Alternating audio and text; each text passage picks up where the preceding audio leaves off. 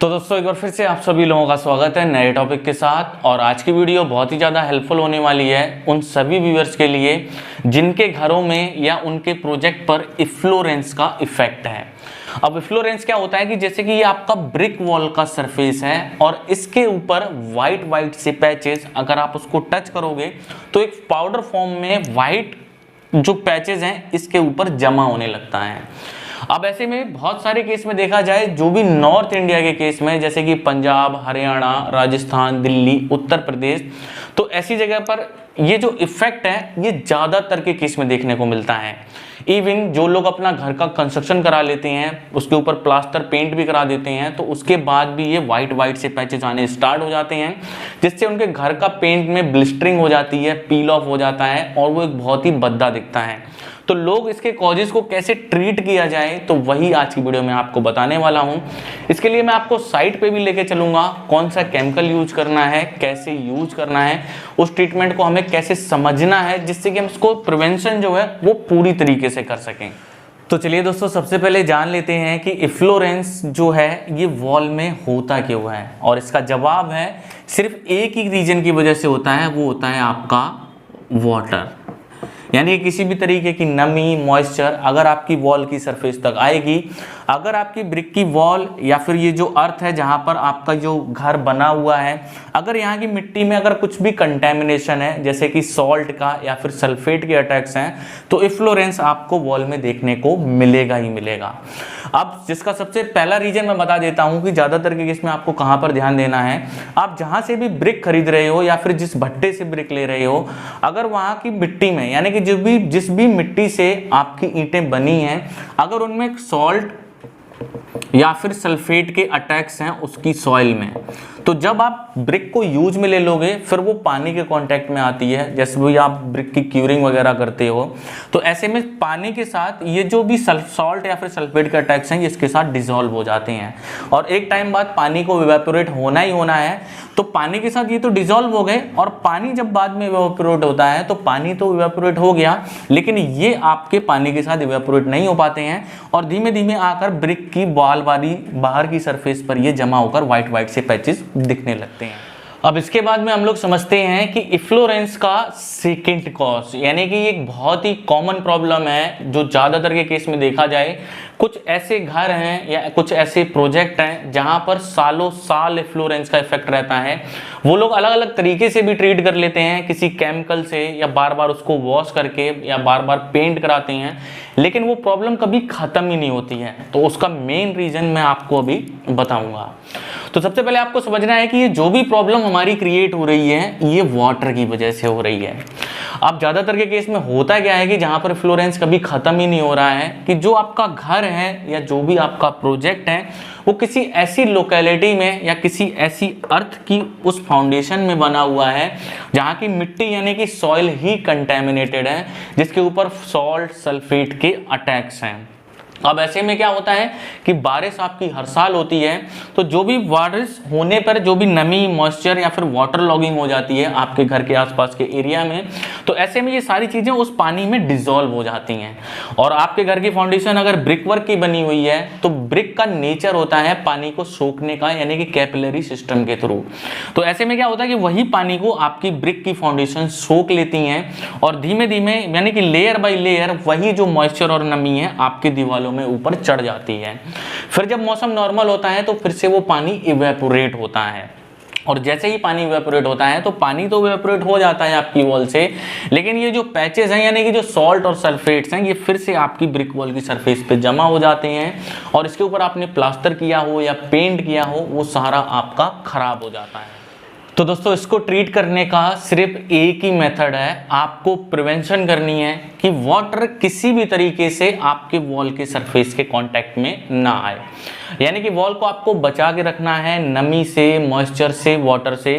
अगर मान लीजिए पानी आपकी ब्रिक वॉल के अंदर जाएगा ही नहीं, किसी भी तरीके की नमी नहीं जाएगी, तो इवेपोरेशन के केस ही नहीं होंगे। अगर मान लीजिए चीज़ें इवेपोरेट ही नहीं हो रही हैं तो ये जो इफ्लोरेंस का इफेक्ट है ये बिल्कुल जड़ से खत्म हो जाएगा। अब बात आ जाती ये कि मार्केट में बहुत सारे केमिकल प्रोडक्ट्स अवेलेबल हैं, तो इसको किस मटेरियल से ट्रीट किया जाए। तो सबसे बेस्ट जो प्रोडक्ट है, जो हमने बहुत सारे प्रोजेक्ट्स में या अपने पर्सनल यूज के लिए भी मैं लोगों को रिकमेंड करता हूं, वो है डॉक्टर फिक्सिट का फास्ट फ्लेक्स प्रोडक्ट।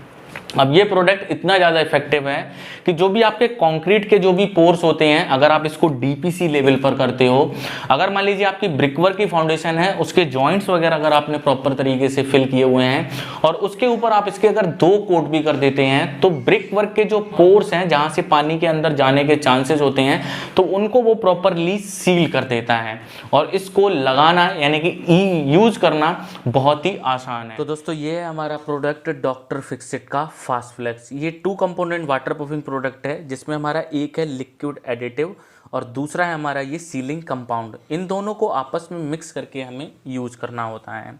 अब ये हमारा किसी भी रिटेल स्टोर पर यानी कि जो भी हमारी हार्डवेयर की शॉप होती है, वहाँ पर ये ईजिली अवेलेबल है, मार्केट में आपको आसानी से मिल जाएगा। अब इसको यूज करने के लिए हमें चाहिए होता है वायर ब्रश, एक झाड़ू, जिससे कि जिस भी सरफेस पर हम एप्लीकेशन करें तो उसका हमें प्रॉपर से सफाई कर लेनी है, उस पर किसी भी प्रकार का कोई डस्ट वगैरह नहीं होनी चाहिए।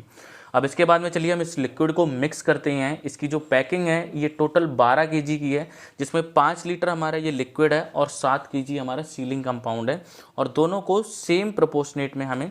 मिक्स करना होता है। यानी कि अगर 5 लीटर हमारा लिक्विड है तो उसमें हमें सेम 7 केजी ही इस कंपोनेंट को इसमें मिक्स करना है और उसको अच्छे से स्टिर करके धीमे धीमे अपने वाटर प्रूफिंग कंपाउंड को बना लेना है। अब इसका एप्लीकेशन करना बहुत ही आसान है, क्योंकि इसके लिए हमें चाहिए होता है 4 इंची का या 5 इंची का नायलॉन का ब्रश, जिसके थ्रू आप इजीली, जैसे कि डीपीसी की लेवल पर हम जो ये एप्लीकेशन कर रहे हैं, ये इसी जो हमारा ये वाटर प्रूफिंग कंपाउंड रेडी हुआ है, इसको जस्ट एज ए पेंट के थ्रू करना है। अब जैसे जैसे हमारा डीपीसी के टॉप में, उसके साइड्स में, और अगर आपको लगता है कि जो भी हमारी प्रॉब्लम्स हैं ये ब्रिक वगैरह के फाउंडेशन में भी पानी को ऑब्जर्व ना करे, या ब्रिक वर्क्स के भी पोर्स को अगर हमें सील करना है, तो वहाँ पर भी इसके इन साइड और आउटर साइड दोनों साइड में हम 2-2 कोट कर सकते हैं। इसमें एक चीज़ ध्यान रखनी है, जो आपका पहला कोट होगा उसके ठीक 6 से 7 घंटे के बाद में आपको दूसरा कोट इसके ऊपर करना होता है, और इसके प्रॉपर सेट हो जाने के बाद में आपका ये प्रॉपर वाटर प्रूफिंग का प्रोटेक्शन हो चुका है। तो दोस्तों जैसा कि आप लोगों ने देखा कि इफ्लोरेंस के इफेक्ट को अगर आपको खत्म करना है, तो जो आपका प्लिंथ लेवल पर जो डीपीसी डाली जाती है, आपको प्रॉपर मॉइस्चर बैरियर किसी भी बिल्डिंग में, घर में आपको वहीं पर क्रिएट करना है, जिससे कि जो मॉइस्चर, पानी का जो सीपेज का जो ट्रांसमिशन है वो नीचे के लेवल से, यानी कि जहां से पानी आता है वो ऊपर की वॉल्स में जाने से रुक जाए। अगर आप डीपीसी लेवल पर इसके 2 कोट प्रॉपरली कर देते हो तो मॉइस्चर आपका वहीं पर नीचे ही रुक जाएगा, और ऊपर वाली वॉल्स में जब मॉइस्चर ही नहीं जाएगा तो फिर आपके इफ्लोरेंस होने के चांसेस बहुत कम हो जाते हैं।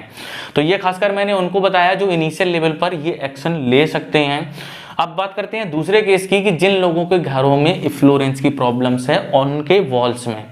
तो उनको ट्रीट करने के लिए क्या करना होगा कि अगर आपकी उस वॉल के ऊपर कोई भी पेंट हो रखा है तो आपको पेंट पुट्टी वगैरह को प्रॉपरली निकालना पड़ेगा, यानी कि उसको पील ऑफ करना पड़ेगा।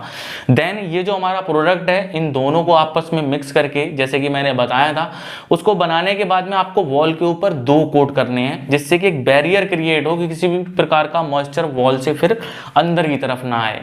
जब आपके वो 2 कोट प्रॉपर हो जाएंगे, फिर उसका आपको प्रॉपर से बेस बनाना है, और बेस यानी कि पुट्टी वगैरह करके फिर से आपके ऊपर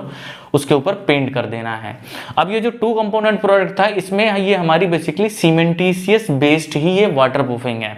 जिससे क्या होगा कि पानी का जो सीपेज है या किसी भी टाइप का मॉइस्चर है,